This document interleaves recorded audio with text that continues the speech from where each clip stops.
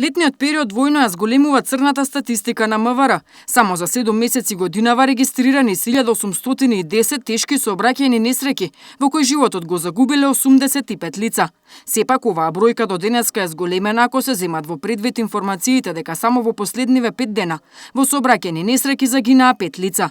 Бројот на жртви во првата половина од годинава е за 10% поголеми од лани, кога во истиот период на македонските патишта имало 63 жртви. Делницата Удово Демир Капија и годинава се покажа како најкобна и за странските, но и за македонските државјани. Секојдневно овој пат го минуваат илјадници туристи кои патуваат кон Грција, а според информациите во сообраќајките најчесто учествуваат странски државјани, претежно Срби. Надлежните велат дека во овој случај пресудно за предизвикување сообраќајна несреќа се уморот, долгите релации и неприлагодената брзина според условите на патот кој за странците е непознат. Тие апелираат до возачите на поголема внимателност, да се почитува сообраќајната сигнализација, а при долги релации да се прават и почести паузи.